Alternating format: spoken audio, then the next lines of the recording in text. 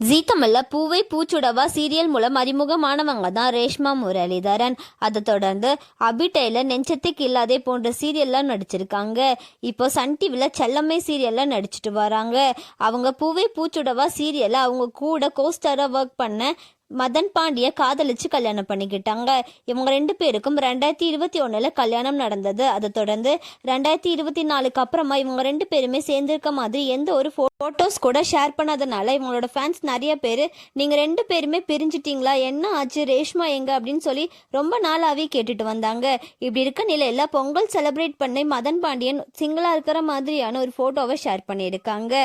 அதுல ரேஷ்மா இல்லாததுனால கமெண்ட்ல ரேஷ்மா எங்க அப்படின்னு சொல்லி கமெண்ட்ல கேட்டிருக்காங்க. அதை தொடர்ந்து இன்னொருத்தவங்க இவங்க 2 பேருமே செப்பரேஷன்ல இருக்காங்க அப்படின்னு சொல்லி வேற கமெண்ட் பண்ணியிருக்காங்க. அதுக்கு மதன் பாண்டியன் ஹார்ட் போட்டிருக்காரு. அண்ட் அது மட்டும் இல்லாமல் ரேஷ்மாவும் மதன் கூட இருக்கிற மாதிரியான எந்த ஒரு ஃபோட்டோஸும் ஷேர் பண்ண கிடையாது.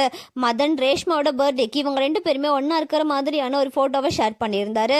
அதை தொடர்ந்து அவரோட ஆனிவர்சரிக்கு மதன் பாண்டியன் அண்ட் ரேஷ்மா இருக்கிற மாதிரியான ஃபோட்டோஸை ஷேர் பண்ணி விஷ் பண்ணியிருக்காரு. ஆனால் அதுக்கு ரேஷ்மா கமெண்ட்டும் பண்ணல, ஒரு லைக்கு கூட போடாமல் இருக்காங்க. ஆனால் மதன் பாண்டியன் அண்ட் ரேஷ்மா இவங்க 2 பேருமே இன்ஸ்டாகிராமில் ஃபாலோ பண்ணிக்கிறாங்க.